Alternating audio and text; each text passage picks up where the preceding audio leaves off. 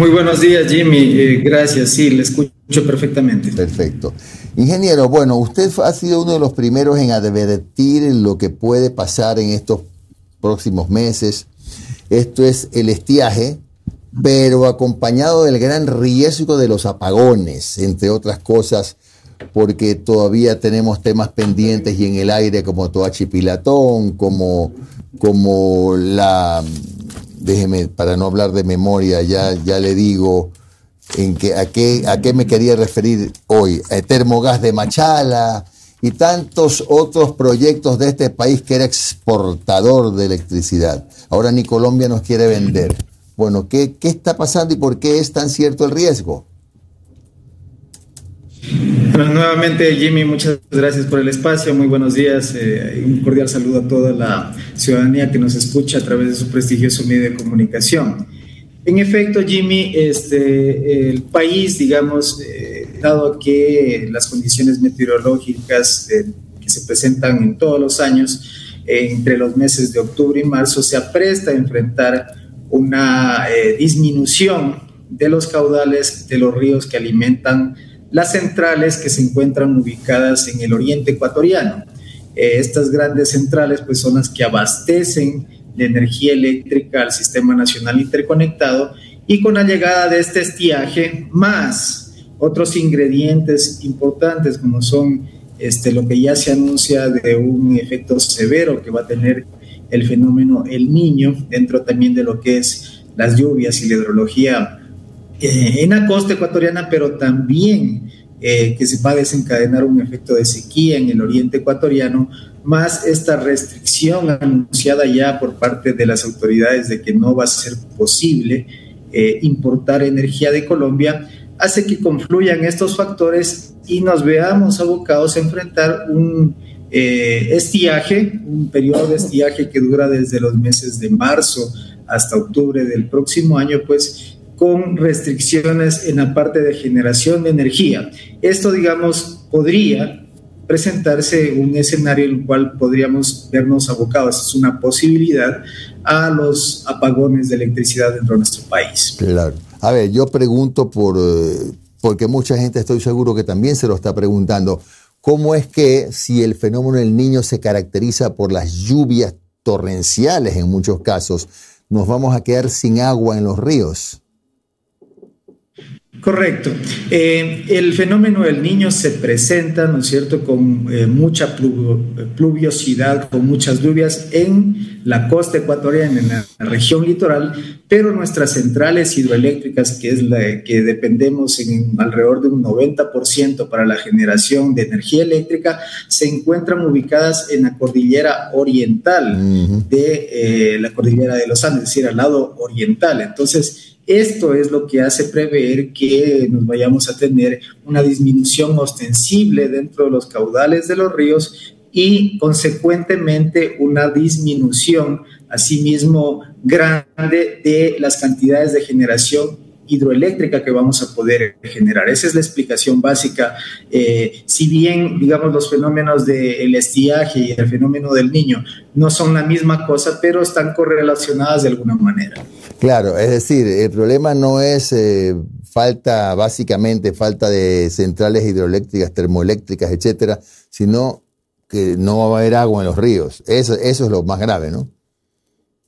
Efectivamente. Entonces, esto, digamos que ya que no hay las lluvias y los caudales dentro de los ríos, pues hace prever que nosotros vayamos a tener una dificultad dentro de el sistema eléctrico nacional para generar energía. Para ello, el parque térmico de nuestro país, que tiene una potencia efectiva de alrededor de 3.000 y un poco más de megavatios, pues tiene que estar a punto para poder afrontar este fenómeno y de alguna manera poder satisfacer la necesidad de generación que tiene el país. Es decir, la solución sería el alquiler de las llamadas barcazas, ¿no? O parte de la solución.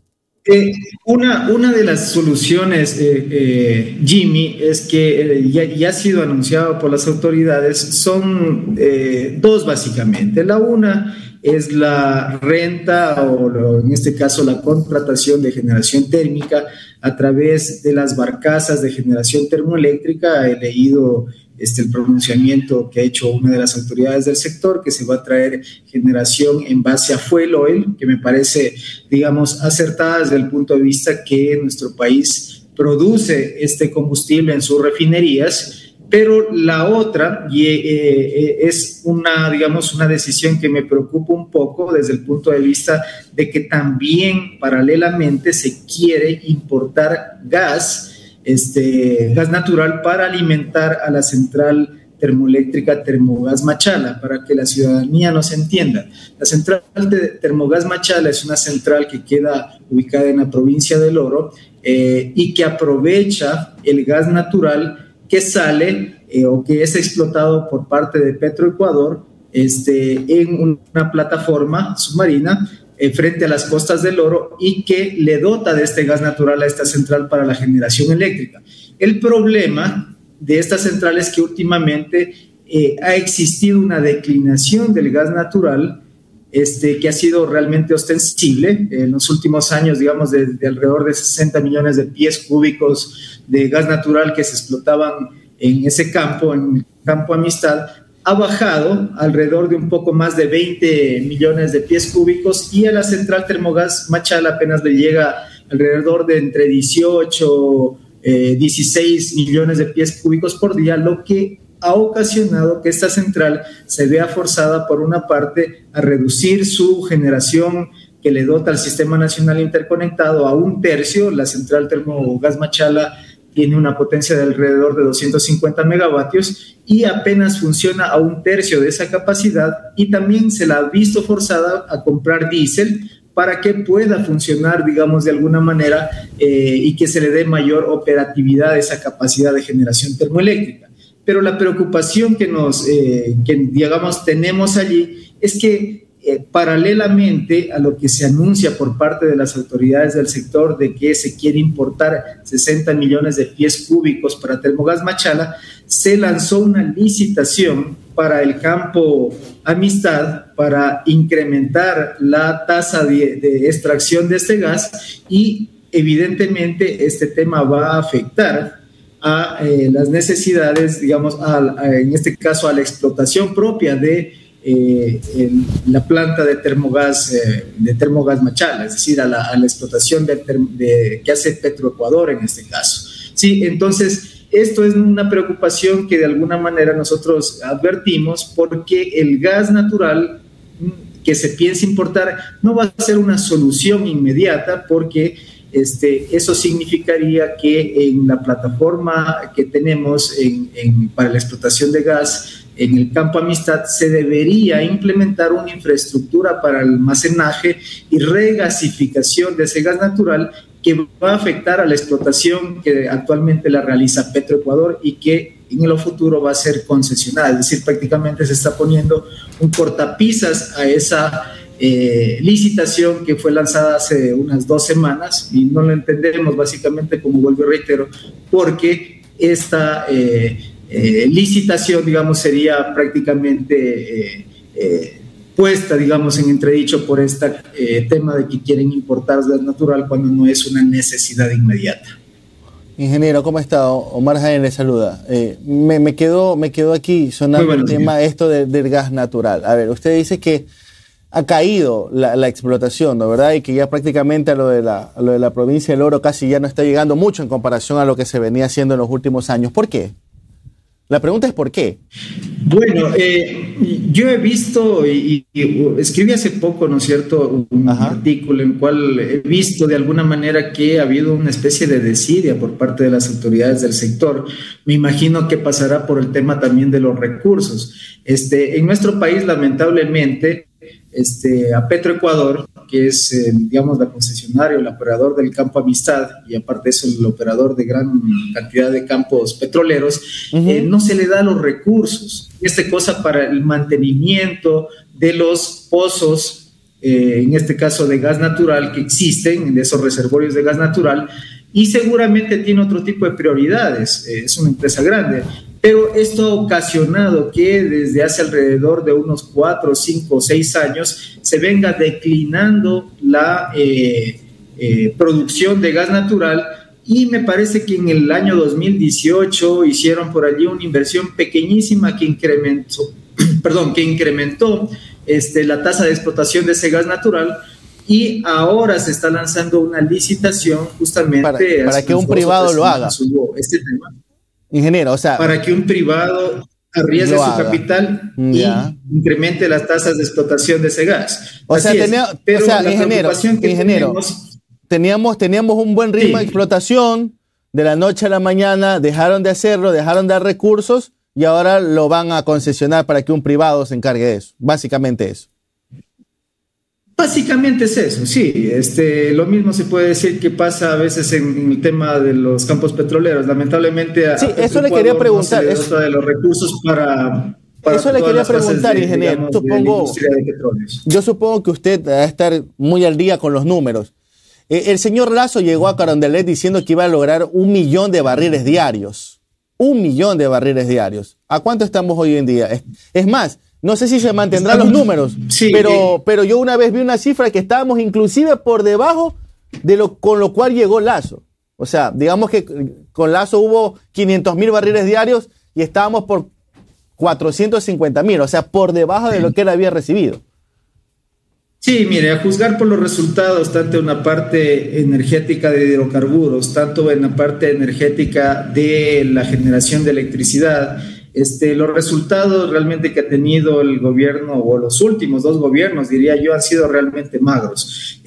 Me parece que, respondiendo a su interrogante, la explotación petrolera estaba bordeando los 500.000 y un poco más de barriles al inicio del presente gobierno, y actualmente estamos en alrededor de 480.000 barriles diarios de petróleo, es decir, ha habido una disminución de 20.000 barriles diarios de petróleo, que eso evidentemente le afecta inclusive a los ingresos que tiene el presupuesto nacional del Estado. Me parece que hemos desperdiciado una gran oportunidad, porque en los últimos 2 años los precios del petróleo, por los efectos, como hemos visto, de la guerra de Ucrania, pues se han incrementado y no hemos aprovechado básicamente ese boom que por ese efecto, ¿no es cierto?, de esta guerra entre uno de los principales productores de petróleo, que es Rusia, pues hubiéramos tenido más ingresos todavía para las necesidades de nuestro país. Ingeniero. Lo propio, le comento, ha pasado en el sector eléctrico. Sí, dígame. Buenos días, Noris Arroyave le saluda.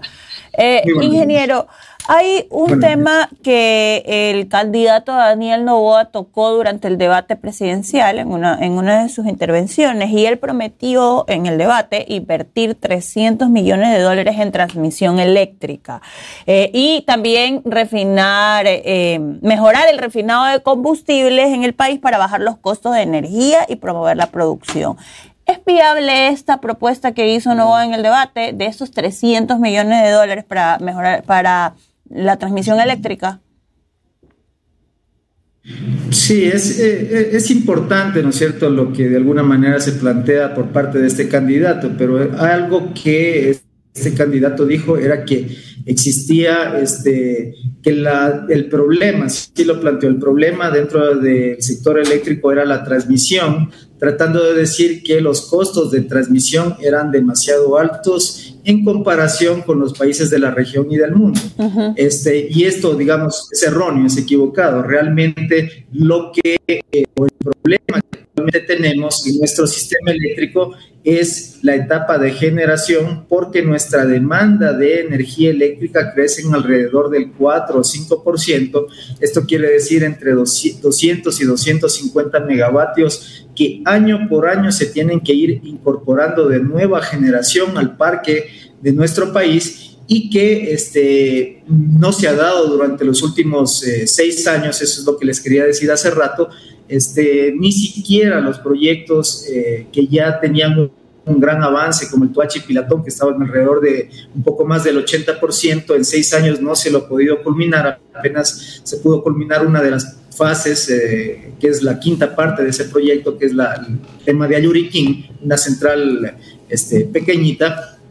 y también una central eólica ubicada en la parte sur, que es Minas de Huasachaca. Esos son los únicos proyectos, digamos, más o menos, que son proyectos pequeños, pero que se podría decir de mayor envergadura, que se han inaugurado durante los últimos 6 años, con lo que el Plan Nacional de Electrificación pues está pendiente de cumplirse, y poco a poco vamos viendo que la capacidad de generación en nuestro país en referencia a la demanda va disminuyendo. Entonces, esto realmente es un tema grave porque, claro, este año se podría presentar, es una posibilidad, los apagones, pero en los futuros años se va a volver a repetir, inclusive con más gravedad, este problema.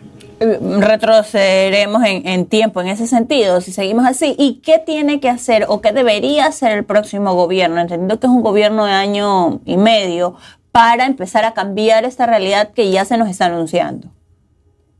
Mire, yo creo que la principal labor del próximo gobierno es hacer una reforma dentro del sector eléctrico que permita a la etapa de generación, solo la etapa de generación, abrirla a la inversión privada, por una parte, y por otra parte también en la parte del parque generador térmico darle el mantenimiento adecuado para que nos permita, con esa potencia firme, hacer de alguna manera enfrentar, digamos, este tipo de fenómenos meteorológicos, especialmente en la etapa del estiaje, pero también abrir la posibilidad de que haya más generación térmica eficiente, y también nuevos proyectos de generación renovable. Mire, le hago a la ciudadanía también reflexionar un tema, que en los últimos tiempos se abrió una etapa de apertura a la inversión privada por 500 megavatios, un concurso público de selección, y ya son 2 años en los cuales todavía no se solucionan los problemas que son básicamente burocráticos dentro del Ministerio de Energía, y no se les da, ¿no es cierto?, los títulos habilitantes a estas empresas privadas para que se empiece a invertir dentro del sector eléctrico, dentro de la parte de la generación.